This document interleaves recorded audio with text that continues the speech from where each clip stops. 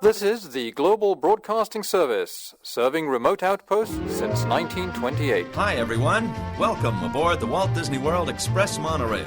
Caramba, we have something really big for you today. Welcome, foolish mortals. Now then, hang on to them hats and glasses, because this here's the wildest ride in the wilderness. This is the DBC Pod with Phil Schoen and Jason Dodge.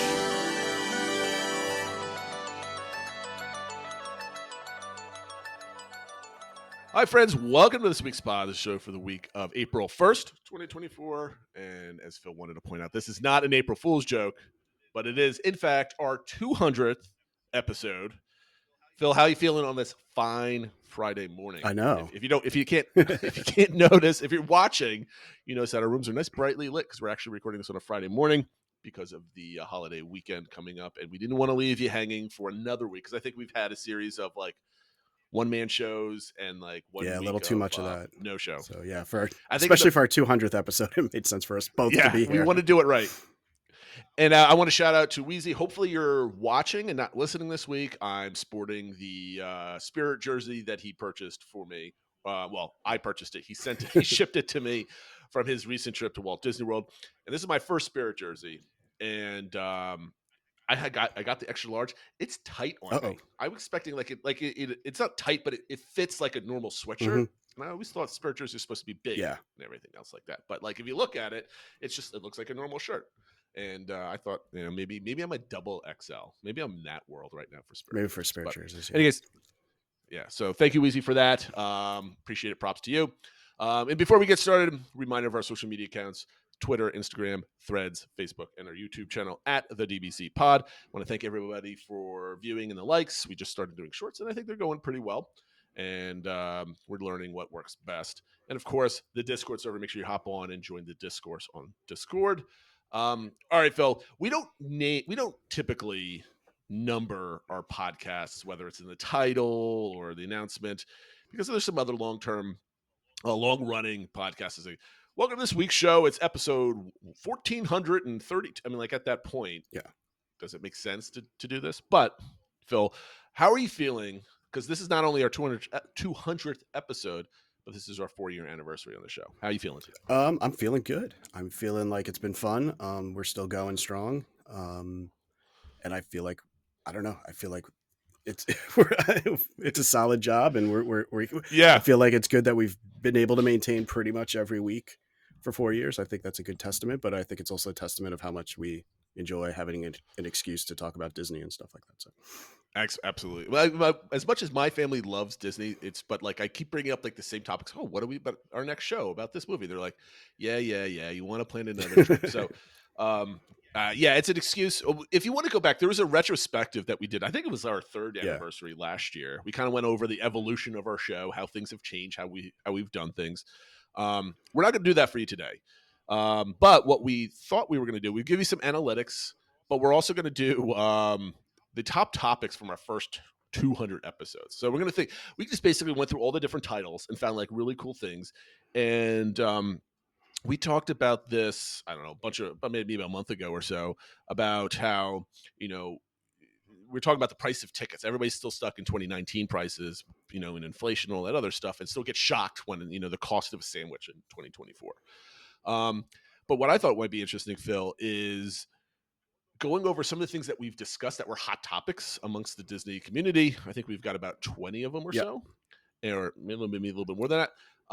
And you might be surprised how much has happened and what's happened in just 4 years, because I think we all have kind of time warp. Well, because COVID years it's different. Time worked differently during there, so everything feels like it was a year ago and 10 years ago at the same time. So at the same time, absolutely. You want to take us through this memory? Sure.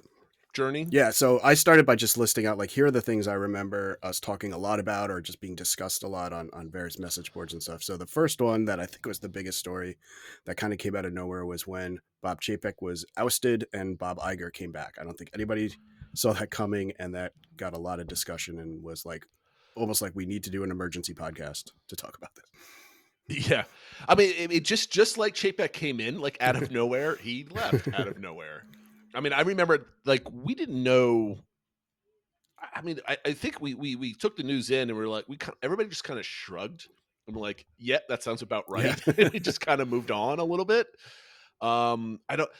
What was your initial reaction when he bounced? I mean, Or he was bounced? yeah, my initial reaction was like obviously there were negative signs, so I wasn't necessarily surprised that he was ousted at some point. I think I was more surprised just how quickly it was like, he's out and Bob Iger's back. We're not even messing around trying to find a different replacement or something like that. It's just like, we got to do something right now. So I think that was more the surprising part. Yeah, I mean, if you remember, Disney stock soared within like the first 12 months of the Disney Plus launch. Yeah. It went up to like, I think like $140 Something or like so. that, yeah. And then it started cratering to, $85. I think it was like in the 80s was its lowest point within the last 7-8 months. And not that I don't want to feel or give Chapek any, feelings or warm held feelings, because he kind of dug his own hole. Mm-hmm. But the stock price wasn't really his fault too much. I mean, he was making plenty of other issues around the company. I think that's what that became more apparent over time, was all the other kind of more issues that would have long-term effects versus the more short-term changes to the stock price. I mean, I don't think we need to go over what we don't like about Chapek, about gutting the parks and WDI and him messing with Hollywood and all that other stuff. But the one thing to remember, I think the stock is up above 120 right now, going into the next quarter report and all this, all the stuff going on with Peltz and everything else. But all of a sudden, Wall Street kind of drastically changed their viewing of streaming. Streaming was all about subscriber numbers. And then overnight, they're like, oh, you have to make money or you stink. Yeah. And then that flipped a switch.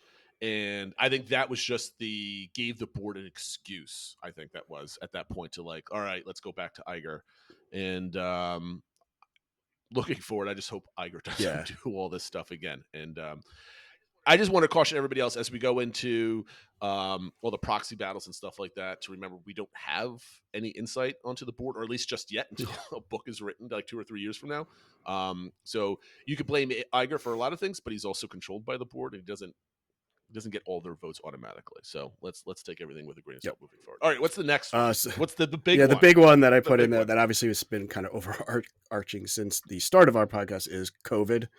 That we started the podcast during COVID because we needed something to do when we were going to be at home more often, and just how that has changed the park experiences, and then how much we tracked when they started reopening and the different stages of the reopening, and when they had plexiglass up and all those sorts of things. And I guess kind of, Matt was tracking the Disney comeback index and stuff like that. So I think that whole shutting down of the parks and then the elongated process it took to reopen, and how there are still some things that haven't totally come back. We're still feeling the effects of that.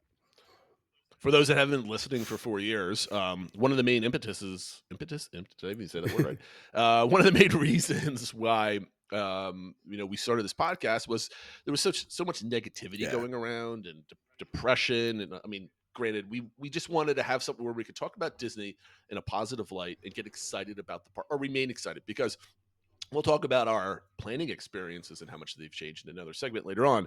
But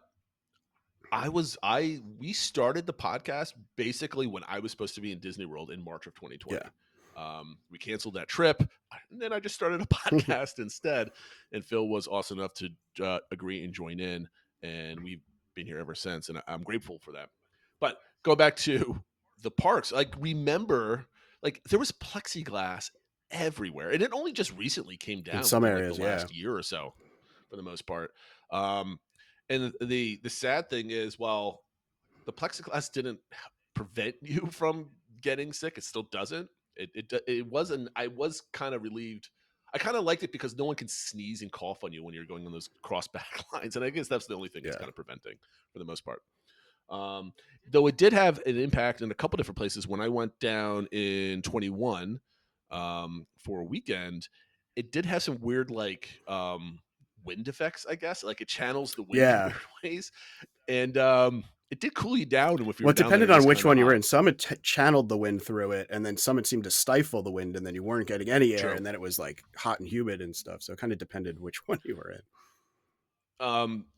Let me ask you this, because this is totally unprepared. Are there any COVID changes from the parks that you wish either stayed or that you enjoyed while they lasted? So I don't know if this would have I've got a happened major one now. anyway, but I think like the increase of like mobile ordering and stuff like that. I don't know if that was specifically for COVID or that would have happened anyway. I think it would have happened Yeah. anyway. I know this is, But I think it's spurred. Yeah. What it's a good point. Not to interrupt. I think the use of QR codes and mobile ordering and like delivering to your vehicle, like at like a normal store, or something else like that. I think those are some major like societal changes because those always existed. Yeah. Like you used to see QR codes and everything. No one used Yeah. them. It was just kind of like, what am I doing? But with COVID and everything, I think that pushed that into the cultural zeitgeist of being, oh, this is how we do things now. And I do. You have a good point. I do like how you can kind of QR code a menu or dig some information off of somewhere, or just mobile order, walk up and get it. So you're definitely right on that point. Yep. Well, this isn't Disney related, but at home, the best thing was that at least in New York, they started to allow that you could get alcohol to go when you got food from restaurants and stuff. So, Oh well, so that's a good thing. But yeah, I'm not sure. There's other things like with the cruise line. I know a lot of different cruise lines changed the safety briefings and stuff to make them more efficient. So there's been like a lot of little things. I think more technology driven things that got Sure. pushed to it. I don't know. Did anything else that came to your mind? Well, yeah. I mean, I love the social distancing aspect of things. So when you're in the lines and queues, like it's a little bit you weren't like crammed in, right? Like I don't need to hear the conversation ahead of me and all this other type of stuff. Yeah. And I love the actual little bit of space where you're not kind of packed in and sardines. Because when you go to like Haunted Mansion, you're in the stretch room. All right, everybody fill in all the available space, and you just shove everybody in there. And, I love my fellow humans, but I don't need to be that close to strangers that are sweating and stinky and running around. So I kind of like that space. And one of the other things that we'll talk about, if you were at the parks during the early pandemic periods, everything was a standby line. And that was fantastic, in my opinion. Not that it would work now because the park attendance is double what it was. So the standby line still will be long. But it was kind of nice just walking into a line. Maybe you waited 20, 30 minutes, but the line always moved and it never stopped. And that has a psychological effect on you when you're waiting on line. So those are my two things I kind of miss. Were there anything else everything that we're talking about is a result of COVID because nothing can escape that influence. But is there anything else that you thought that you kind of that we were talking about? Because there's a lot of stuff that we're going to talk about that came out of COVID because of I guess the only other thing that I definitely want to mention was just how the different parks handled things differently, and specifically with employees. How Disney tried to like furlough people for a little bit and then just wound up firing all the cast members, but thinking they'd be able to get them back, and then it was a struggle for a while to get enough, and I don't even know if they still have enough cast members and stuff. That's true. So I think that was a big kind of impact from the even through like halfway 23, we were still talking about like restaurants not being at capacity, back of the house, front of the house, and like restaurants are not as busy because they're not filling enough tables because they can't have enough reservations. That was a talking period all the way up until last year. You're totally right. We might see that again with Epic Universe ramping up their hiring for next year also. So that'd be interesting. Okay, so the next one on the list. Next one, the last couple D23 events that we were hoping for lots of big new announcements and stuff like that, and instead there was the blue sky concept stuff they talked at the end, and how they were like, we want to take you along on this journey and show you things that we're thinking about and that sort of thing. And everyone's like, well, what does this mean? What do we do with this? And then kind of realizing it didn't mean anything and doesn't mean anything's going to get done anytime soon. And then the next one comes and they're like, now we have a different idea for the same thing. And I think it just really made people lose a lot of confidence in Disney and kind of not believing anything they hear until shovels hit the ground. And even then some things got backtracked after with COVID and stuff. So here's my take on it. I love the blue sky stuff. I love getting into the weeds and thinking about how WDI does things and like their process. Like what could we have, like, I love the fact that the Animal Kingdom edition went through several major different iterations of what they were planning on doing there. I like seeing that. The problem with the D23 Expo D23 Expo was that they didn't pair it with stuff that was coming. Absolutely. That was the big issue. If they were saying, if these 3 projects are happening now and these 3 projects are going to be starting absolutely in the next couple of years, and here's some blue sky stuff, then it would have been cool. Yeah. But it was like, we only got the blue sky stuff. And they're like, okay, so what's actually like going to be coming to the parks?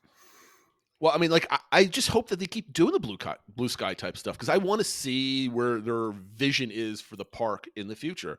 But I hope, and this is probably going to happen, is they saw such a backlash to that they're probably never going to do that again. So just be careful what you wish for. You might get an extremely tight-lipped Disney or WDI in the next 6 years because everybody was like, "Well, you don't want to see what's coming down the pike, and we're not going to deal with all this nonsense at this point."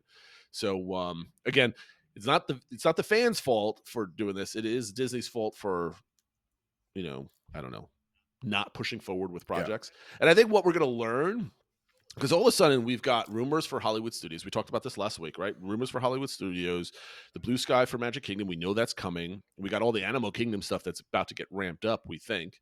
And then this is all coming at once. And I think it had to do with streaming on track for profitability. Mm-hmm. They were waiting to get over that hump. They were waiting to get full ownership of Hulu and closing that out, and dealing with all the leadership stuff and recovering from Chapek's mistakes about gutting WDI and like losing a lot of talent. And the announcement, right? Weren't they going to move Imagineering to Orlando, and a bunch of people left and stuff like that? Yeah, for sure. So I think you take all those elements, and that's why we see basically a 2.5 year black hole of Disney announcements. But I think with oh goodness, what's the gentleman's name that just recently took full Bruce Vaughn leadership of Bruce Vaughn? Thank you. With him being now in place for what now? It's about a year and a half now, somewhere in that time frame. They're doing their hiring blitzes that we know that are going on. I think they're now fully ramped up to start bringing a lot of great stuff to Disney World and obviously all the other parks. And I think we'll start seeing, and I think the D23, the D23 preview show that we're going to do of all the guesses of what we're going to see, I think that's going to be bonkers because normally I'm very conservative and I'm pessimistic about what they're going to do. So if I'm excited, I'm going to start guessing a lot of crazy stuff. I really can't wait for Matt's podcast because he's always amazingly optimistic and I love him for it. Like he was guessing all sorts of stuff last year that just didn't happen. Yeah. But this year, I think his imagination is going to go wild, and I can't wait to hear what he thinks of. But yeah, D23, I think is going to get back on track, and I think Disney Imagineering is back on track. They're about to put billions of dollars into all the parks, and I think that's just going to hopefully give us fans some fodder to get excited about, rather than moaning and groaning on the forums about who's going to take over for Iger and yelling at Iger for everything taking too slow. I think the Epcot taking forever, and I think the Tron taking forever, and the Guardians kind of just sitting there for longer periods of time. I think all that's over. Mm-hmm. And I think Disney, when they put shovels in the ground, things are going to happen quickly. And I think the pace of Tiana's and the Magic Kingdom is a preview on how fast things are going to go. Not that they could build a ride that fast, but like this, the pace of what they can work even when they're building from scratch. Well, that's a good transition to the next item on the list. Is Tiana's Bayou Adventure overall, and this probably also encompasses some broader conversations around, everything with the woke Disney and Disney succumbing to that. I didn't want to get into it, and so I'm kind of using this as like the proxy for all of that and the Don't Say Gay and that battle, but just all the people that are just so upset with Disney changing Splash Mountain and the reason for it changing, and then what they're changing it to, but then also following all the construction. And to your point, I think it's been interesting just how fast it seems to be going, and how I think people are starting to get more excited for the finishing product. And not that the negative voices aren't still there, but they might be starting to get drowned out a little bit more by the people that are actually excited about it and looking forward to it opening. No, I'm with you on this one. So we got to remember this started, I think they started thinking about this in 2018, 2019, internally. So a bunch of years ago. This was announced when? Summer of 2020 that they were going to do it. So we've been talking about this for a solid 4 years now. And then once they ramped up, the construction started, February of last year, right? 23. Yep. And there's been a whole sort of nonsense that just aggravates me. And I know it's pushed you away from going to certain places on the internet.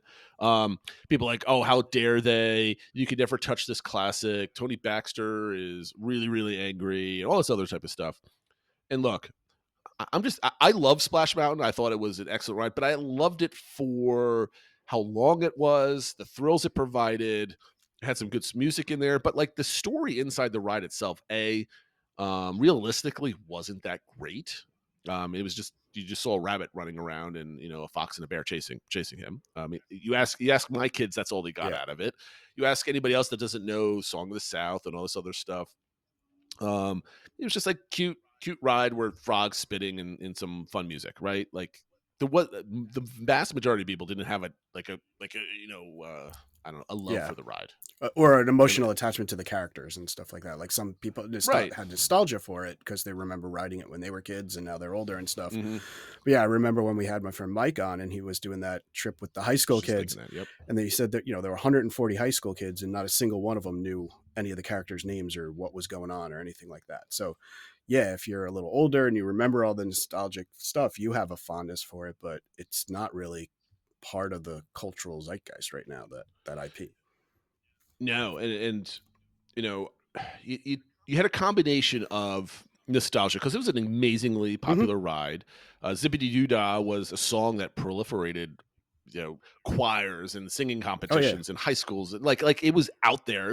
It's a nice, happy song, taking on from just the surface level, not knowing where it came from and all that other type of stuff. And you tie all this nostalgia and everything about that, and then you layer it on top of a culture war kind of thing, whatever, and you just take two such large, one negative and one potentially negative, where anytime somebody touches a water fountain in Disney World, they're like, you can't change that. I used to use that as a kid. Like all that stuff comes up and people strike out. And you see that across social media and forums. There's definitely a collection of people, a large collection. I don't know if it's a large collection, but it's a very loud collection of people that are they just want to go, Walt Disney World is destroying our culture and destroying this, and how dare they, and all this other stuff. And you had all this other racial tensions around it, where the vast majority of people are like just looking at you like, can you just go outside and touch some grass and like relax, right? So we got a lot of that. And the only reason why I bring up this long stuff that everybody knows about, if you go on some forums now where you had a large contingent of people or a large contingent of posters that are actually physically posting or typing into the website, you can start seeing them shrink, and the vast majority of people that are coming on, like just like the construction pictures, and Disney Drew, which I love his Twitter account. He basically lives outside of Tiana's now, taking pictures every day.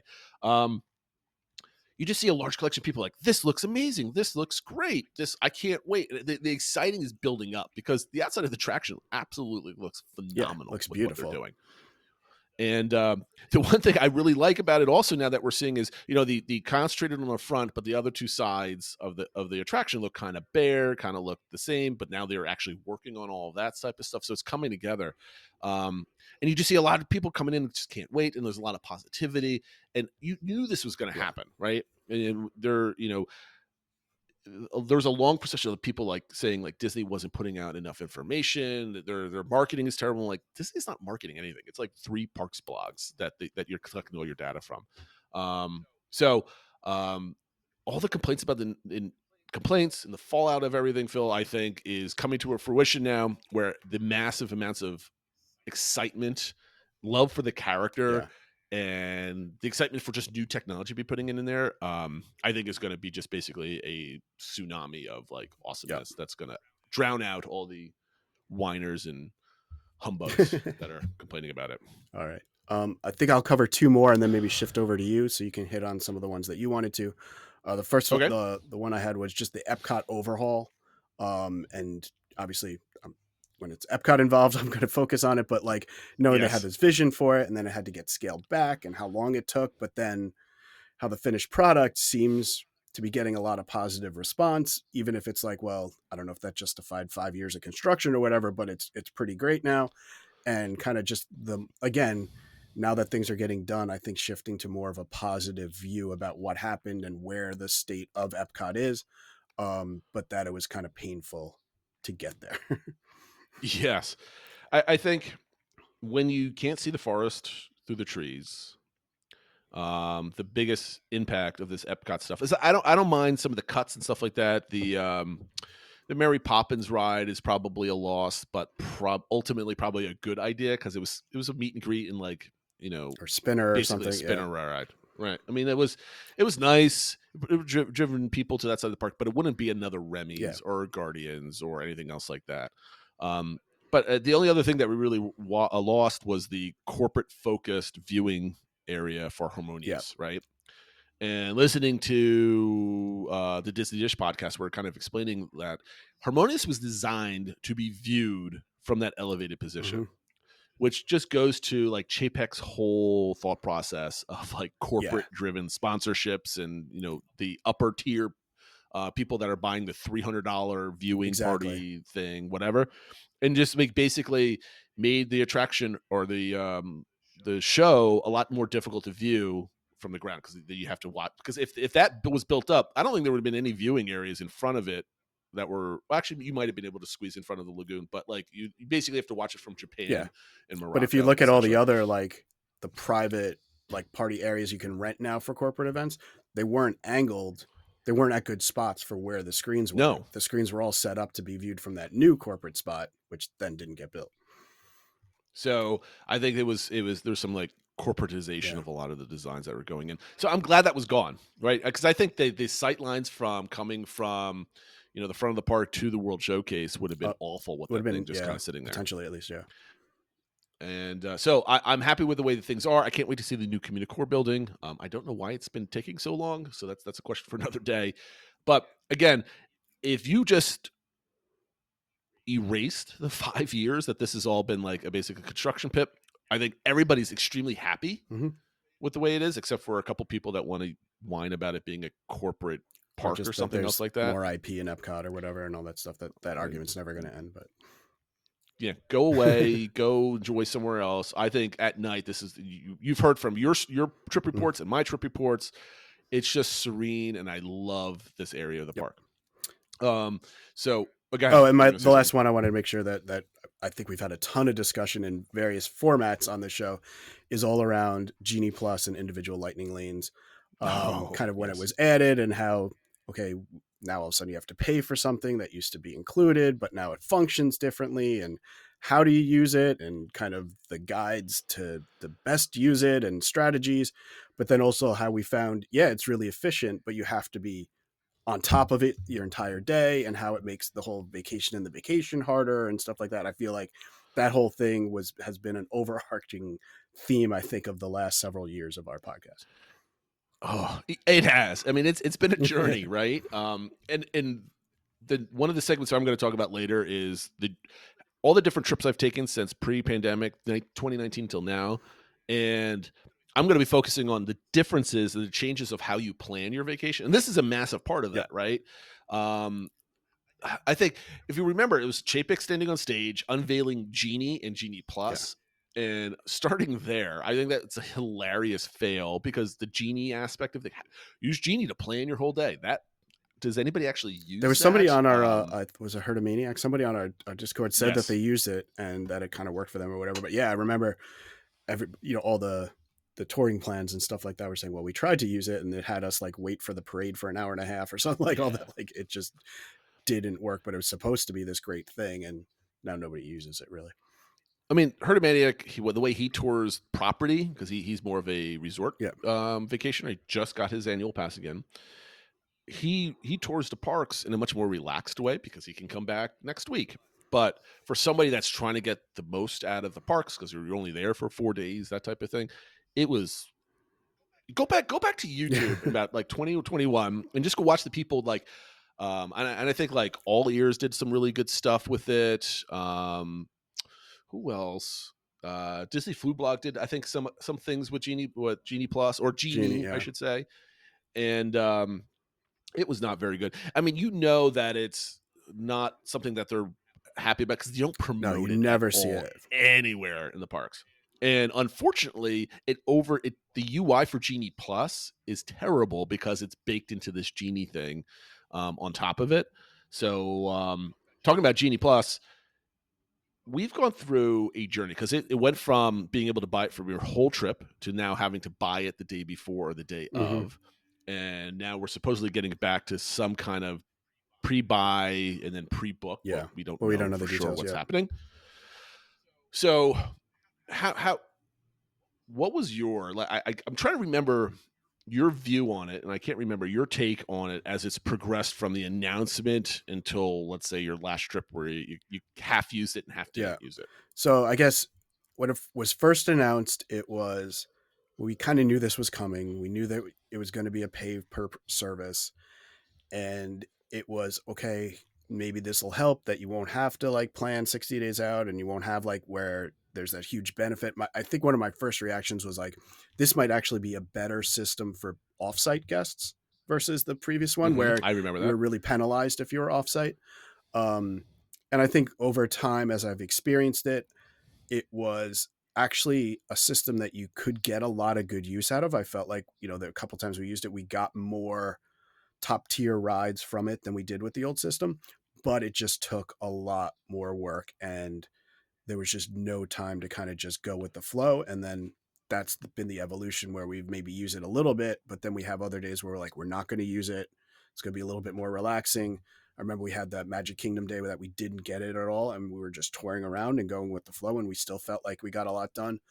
And I think there's just so much analyzing that has to go in, and even now they're reporting with the Easter weeks, it's selling out, and people are, everything's selling so it's out. just Like, it's becoming one of those things where people feel like, especially on Disney days, they have to buy it, which defeats the purpose of the idea of something that's extra charge. It should be for just a small portion of people.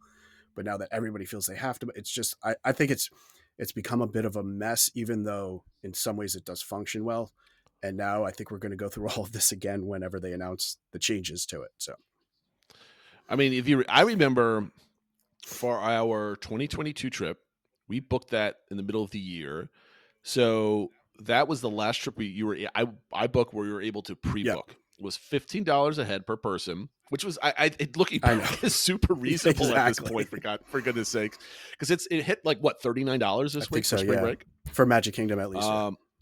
In the multi-park pass, and I'm like, okay, that's good. And I remember using it for the first time December of 2022, and I remember being super nervous about using it. I'm like, all right, I don't know how this works. I don't know how the UI is. And I think you got me a Rise of the Resistance boarding group, because that was the first time I was doing the boarding group 7 a.m. type of thing. And I'm booking this thing. I was like, after the first day of using, I'm like, this is a great tool because it worked, right? I had all the strategies in my mind. I was doing stacking and all that other type of stuff. And the first time I used it was in our adult trip that we had the summer of 2022. So that's where I got my practice in for when it were with my family. Anyway, same things apply. And the issue I started feeling, especially when I was with my family, was, all right, I need this every single day. And then there was no vacation anymore, because you're like, my brain doesn't shut off, right? So it's like, let me check the times. Let me see if I can get a better ride. Let me see if I can modify this. You're looking at different rides and like, how quickly are they going? And okay, if I get this one next, what's like the next one going to be available? And you're just, I think you referred to it as like day of project management is what it really turned into. I mean, especially when I went down last December at Christmas time, it was a super busy Magic Kingdom day. I'm like refreshing, and I'm basically trying to track how fast the other attractions are going. So I need to know what my next pick is going to be. And I'm constantly thinking about that. And I did not like that at all. And if you remember, I was down there in 22, halfway through my trip, the allowed modification to your thing. So before, like, you pick, that's it. You can't change it unless you drop it and go try to find another one. So it was even less flexible at that point. But yeah, I think I've now evolved, and we talked about this recently, but I've evolved to, like, if it's gonna be busy, I'll buy it. I don't think it's worth it at Magic Kingdom or Animal Kingdom in Epcot. And if I buy it, I'm just gonna book things and just shove my phone in my pocket and not worry about it, because you have to. I think that's how most people use it. Like, what are you talking about? I'm not on my phone all the time, because they just go pick whatever it is and then they go enjoy their day, and that's it. We're here trying to, like, which I think a lot, like, people, myself even to some extent, did it when it was included, because it was like, with FastPass Plus, you get what you get, and that's what it is, and everyone kind of gets the 3, or maybe you get a few extra. Yep. But when you're paying, like, I think both of our brains work that way, that when you're paying for Yeah. something explicitly, you want to make sure you're maximizing the value of what you paid for. 100%, 100%. And like, I also like gaming the system. Like, my brain enjoys Yeah, for doing sure. that. Like I want to play the game. I want to be better than everybody else. I want to get 10 Genie Plus or Lightning Lanes versus somebody that can get 5 or Yeah. whatever. It was a challenge, and challenge accepted. The other thing I want to point out is when they initially launched or unveiled Genie Plus, they talked about Lightning Lanes and individual Lightning Lanes, which to me is some of the worst Oh, naming yeah. conventions I've ever heard. Like, how long did it take you to figure out what the difference was in your brain? I mean, maybe in the course of the afternoon, but it wasn't like, oh, that makes sense. It's whatever. Well, people still get confused and the little differences yeah. between them and stuff like that. And meanwhile, I think the average guest probably still calls it the Fast Pass or whatever, Fast Pass, yeah. Whatever Yeah. was last. So another thing I want to remind everybody, because some people, like, a lot of times you see people talking online and hating reservations and talking about reservations again. Most of the time, people complaining about that are annual pass holders. And if you're an annual pass holder, you're probably more likely to spend your time talking about Disney, talking about it online, talking it on the forums or Twitter or Threads or wherever you might be. And I just want to point out, there's a huge uproar about park reservations that came through COVID. They were limiting the people that can go into the parks and controlling crowds that way. And then once they started opening up a bit more, they were kind of saying, well, this helps us with analytics and helps us with staffing the parks properly. And it was all nonsense anyway.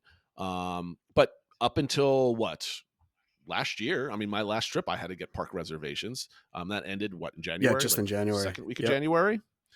And it seems like forever ago that you had to do park reservations. And but no, it was only 3.5 months ago where you still had to do it. And some annual pass holders and non-dated tickets still have to. But for the most part, if you have a dated ticket now, you don't have to. The vast majority of people going to Disney World right now are people with a hotel and ticket combo or something else like that. So the big thing was, I can't go to Disney World. I can't be spontaneous. And if you remember, with the way you plan things in the before times, you still knew what parks you were going to the day of. I never minded park reservations. I never came across, granted, I wasn't going like 3 or 4 times a year and coming across this type of stuff. Anytime I wanted to, I could change my reservation and without the fear of like, if I wanted to switch back, it would be gone. Right. So I never minded park reservations. I know a lot of people had a stink about them. I think you thought similarly to park reservations. It's like, I actually wouldn't It's mind if difference, they, like, I remember because we were there for October 1st, 2021 for the 50th. And I was actually glad they had park reservations because it's like, we got one. We knew we were going to get in. We didn't have to get there 7 hours early and hope we could get in and stuff like that. I think it just needs to be more where the default is that there isn't a park reservation, but then during like even maybe like weeks like this or whatever, when crowds are peaked, that maybe they require them for annual pass holders, where it seems like now it's still quite hasn't gotten there. They have just select good to go days and stuff like that. They just overly complicate everything. Whereas I think if it was more just basically you'd never need park reservations, these 10 days of the year you do because we're expecting crowds or something like that. I think it would be a lot easier to handle. Yeah, and I never really understood the complaints about park reservations, only because I think the complaints came where people booked their vacations, didn't know they needed park reservations, and got there, and maybe they were sold out like the day before. Magic Kingdom was basically full the day they got there, and there was I think it's problems. just people didn't like it was an extra step that they felt like they didn't need to be there. But I was always surprised, like when everyone's like, "What's the number one change you would want to see?" And like so many people are saying dropping park reservations. I was like, I don't necessarily love that they have to do them all the time, but like it's not in my top 10 of things I'd want change. Or it's not in my top 50 of things. So I think that was always a really surprise for us. But hey, everyone vacations differently, has different priorities. And just remember, park hopper restrictions just recently dropped too. Right, like we're basically back to the operation, the way the parks operated pre-COVID. I mean, it took us 4 years to get here, but we're finally here. And it's how soon we forget that we have these restrictions, and how soon, like, all that frustration and anger is built into all the people that love to hate on Disney, but still spend thousands upon thousands of dollars every single year going. I don't know anything about that relationship. Anyway, let's move on to another disappointment. that we have, and that is, I almost pulled a segue from your last conversation about your October 1st trip, but we wanted to get a couple of things out of our brain. The 50th anniversary, like, how massive of a disappointment was that for? I mean, I went, I guess, twice during the 50th in that time frame, and there was almost no impact other than golden statues. They took away Happily Ever After, and I don't think of other than like tons of bad merch that they had available. There's a lot of. What else was the impact of the 50th? There wasn't much. I mean, there was the decorations and the castle colors and stuff, and then Sure. a lot of merch and specialty food. But even that, I think everyone just said they weren't really celebrating the fact that like the past 50 years, it was like an excuse to call something a celebration and sell a bunch of merch and stuff. It was really, I mean, and leading up to it, they were talking about having like 50 improvements to all the rides and stuff, and they didn't do any of that because of COVID and stuff. It was just a huge falling short of what it should have been. Yeah. So, I mean, I think mostly this is Chapek's fault because he was president of the parks leading up to the 50th and the planning of it. And you had such the opportunity to like just nostalgia trap the whole park, like lean heavily on the sappy old commercials and all the feels and everything that you get from your old Disney World trips, that like the fact that they didn't lean into nostalgia until maybe like the last 6 months by adding that new intro to Disney Enchantment. Like what are we like? How do you not have like old Epcot stuff going around? And I mean, granted, I understand that we're just glossing over the fact that the world shut down for like almost 2 years. But like there are some easy things that they could have done that didn't require infrastructure or anything else like that. And I don't know. I not that we have to rehash it, but like it's finally, it's over. It's been over for what? 7 months now? Was it October that it finally was over, or was that last May? No, that was last May. It was 18 months or celebration, so it started October 2021 last and May. Ended like the spring of 2023. So about a year. So remember or don't remember the 50th, but it did happen for a big chunk of the and I still think years. It's funny whenever they talk about attendance from last year, like they cite like, oh well, yeah, attendance is down because of we don't have the 50th anymore. Everyone came for the 50th. I'm like, what are you talking about? Well, it was the whole revenge travel thing that we had. But they were crediting it to the big all the stuff they did for the 50th, but I don't know how much of that really played a role. But no, not either. We're at the 40-minute mark, so I want to start moving down here. I want to remind everybody that Castle got repainted within the last 4 years. I don't know if you remember that, but that was a whole stink, and I don't think anybody's happy with the color still. So we'll see where that goes. A couple other these are like little things that just point to things that just happened, right?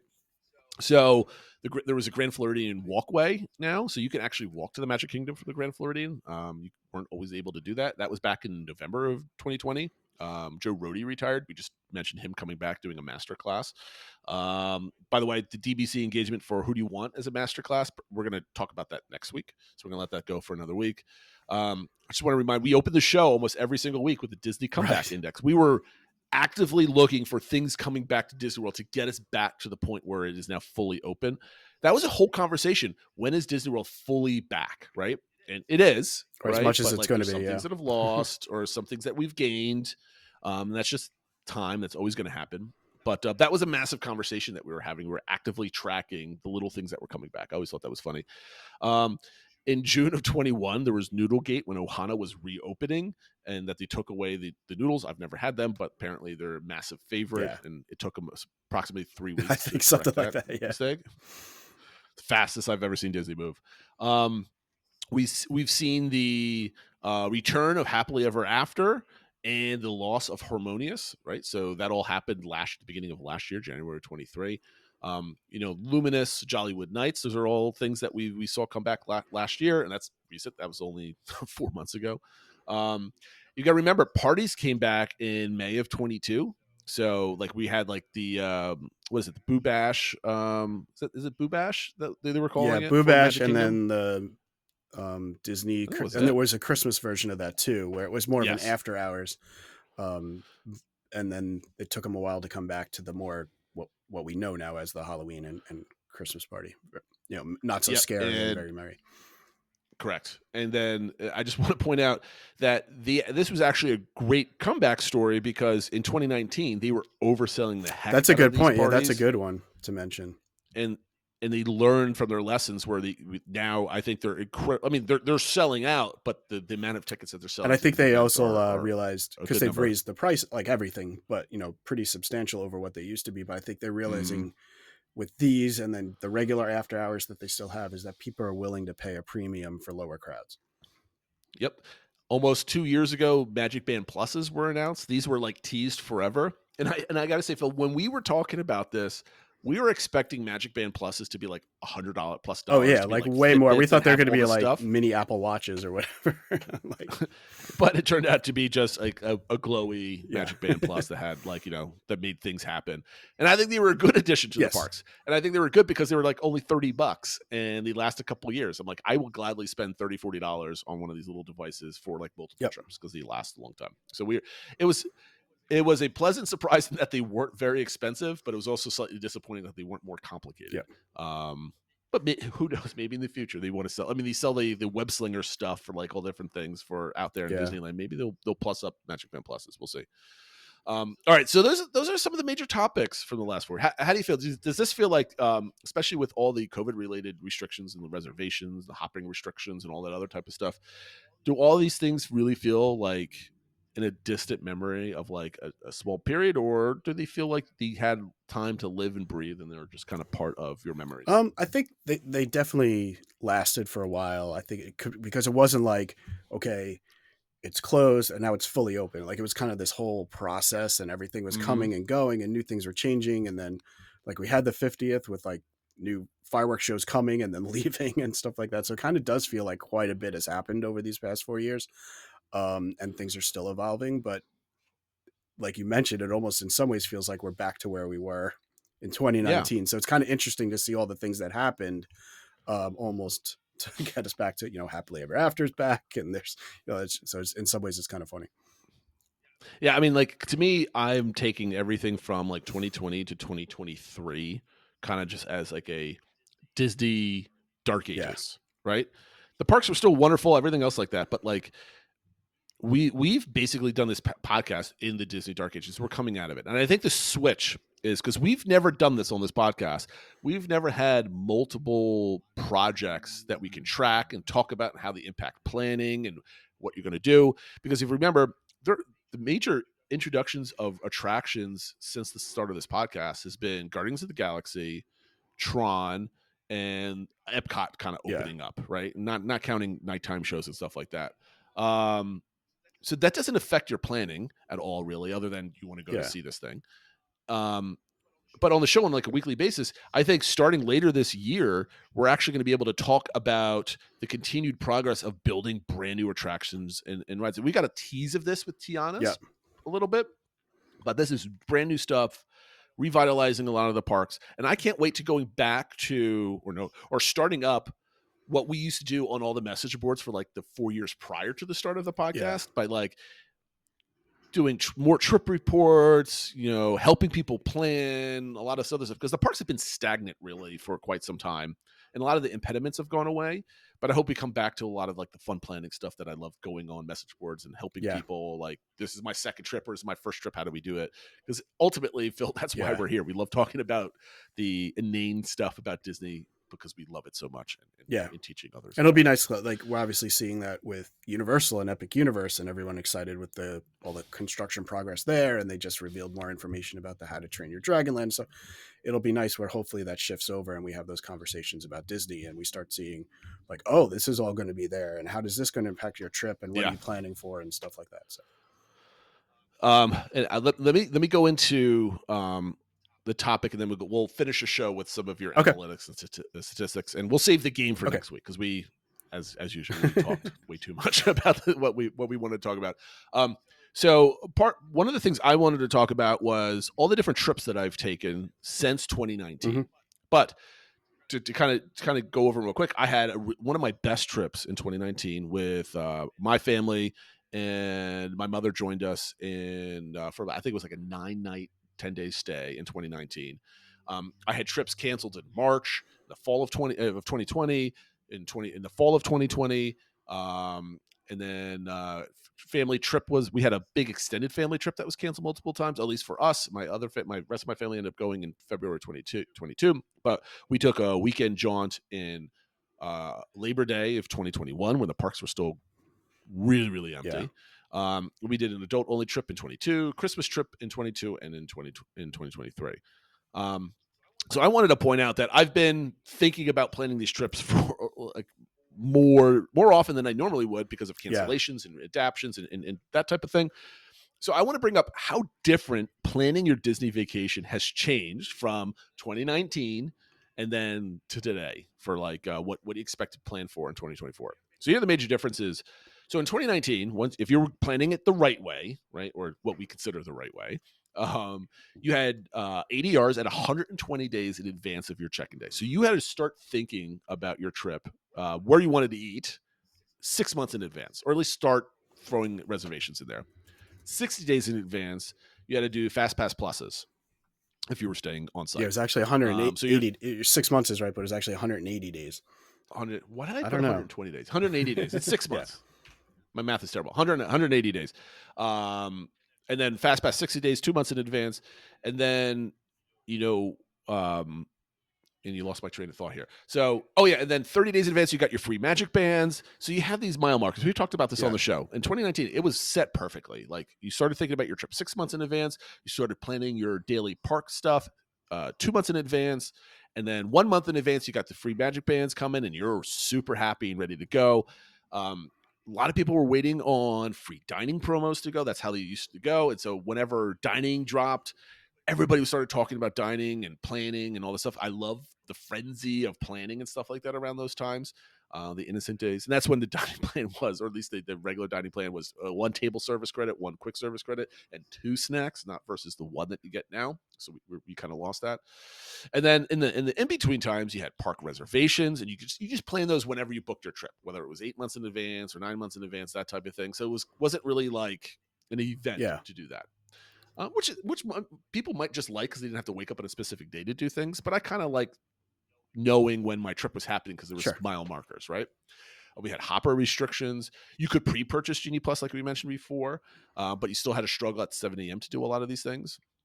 You had to buy when you had to start purchasing Magic Bands, even though it was the $5 cheap ones or Magic Band Pluses.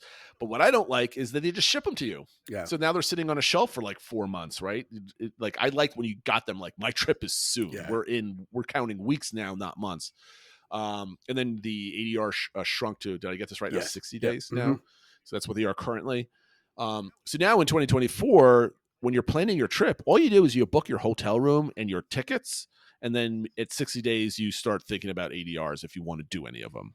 And that's it. Like there's no other like pre-planning that you have to do. And I kind of miss the days of, maybe people love not pre-planning, but like I miss the days when you had milestones. And I hope Disney invent things to remind you that your trip is upcoming. Maybe it's not ADRs, maybe it's not the Genie Pluses and all this other type of stuff. But I hope they hit you with good mile markers, because I know they sent me a reminder about my 60-day ADR mark for my December trip, but like the mail got to me at like day 45. I'm like, I already did this like 2 weeks ago, so you missed it.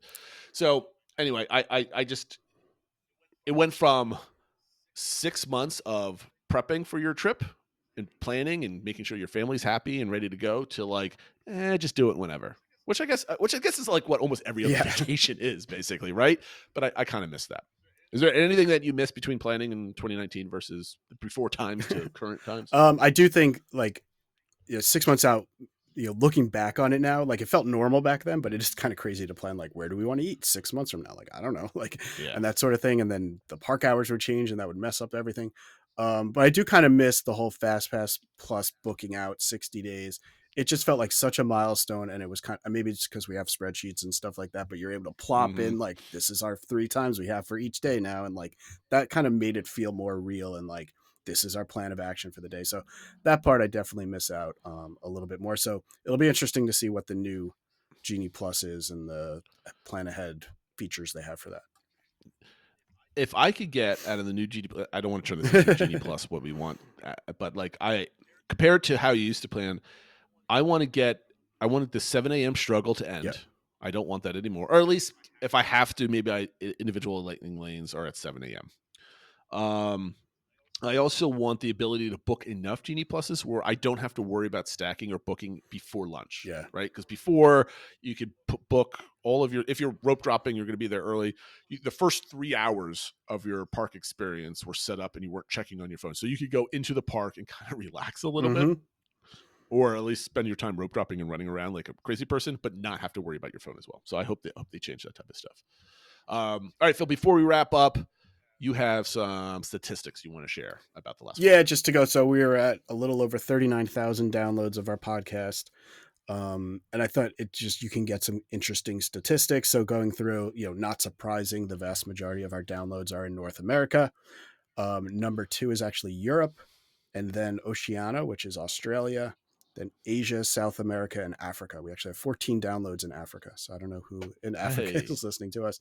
By city, our number 1 is actually Los Angeles, California, then Philadelphia, Pennsylvania, then New York, then Atlanta, Georgia, and then Orlando. So I think it's just always interesting to kind of see where people are coming from. Looking at other countries where you could look at it. Our number 3 country is actually Australia, versus United States, then Canada, then the United Kingdom and Germany, then France, Brazil. We've had 49 downloads in Japan, 41 in Mexico. So I don't know how much is impacted by people who use VPNs and stuff like that, but at least looking at it might be interesting. Yeah, I thought that was interesting. And then the other thing I thought I would just mention quickly is looking back, which episodes were our most popular that individually have the most downloads. Some of these are maybe older just because they've had more time for people to have them downloaded. Our number 1 is from September of 2021, and it was around details around Steakhouse 71. The current version of the Finding Nemo musical is closed, and then you talked about a spur of the moment trip that you had. That's interesting. Our second one is from August of 2021, and it was a special episode that we focused entirely on Disney Genie, Genie Plus, Lightning Lane, overview, speculation, strategies, and more. Not really surprised that one's popular. I'm sure a lot of people were like looking for all that sort of information. Our popularity just stems from like planning stuff. And that's why we always try to steer the show back to like just not regurgitating news in our opinion, but like, it'd be nice if we could live in Orlando and just do this like every day, but then I don't think we can support our families. Yeah, just rambling on every day about that. So we got real life and real work to do. But after that, it was one. Like another one from that same month though is around Enchantment and Princess and the Frog retheming coming. We were doing attractionalities back then. It was around Country Bears, and we had a DBC expedition on monorail. So going back into the archives, different segments we used to have. The 2 after that are actually from July of 2022, where it was your trip report from that time, including your take on Genie Plus, and then you had a hot take on Harmonious. And then the next one, which is the last one I'll mention, which was in October of 2022. And it was a title about positive changes at Walt Disney World in recent years. So one where we were trying to focus on more about that not everything is terrible and that there have actually been some improvements or things that we like about the changes and stuff like that. So people like positivity, especially Disney fans, right? Awesome. All right, so we've got a game that we're going to play next week. It's kind of a popular trend on like TikTok and shorts on YouTube and that type of thing. And then I want to mention that our DBC engagement, we're extending another week since it's only been live for like 3 days at this point. Give people a chance to kind of answer that because we're right at the hour mark, Phil, just exactly where I wanted to be. So I want to thank everybody for listening and watching for 4 years. We really appreciate everybody out there doing that. If you want a extra DBC engagement, maybe you can list your favorite episode or favorite memory from an episode or favorite memory from conversation in Discord or anything about the community that you really fondly remember over the last 4 years. We'd love to hear some of your memories inside the DBC pod channel on the Discord server. So with that being said, Phil, thank you so much for 4 years of being an awesome friend and a podcast partner as we kind of figure out how every single week that we're going to, close a door and talk about Disney quietly while our family runs around like crazy people. 4 years of coming up with show notes. Yes, that's it. So thank you for watching and listening, everybody, and have a happy holiday weekend, and we'll see you. Take care, everyone.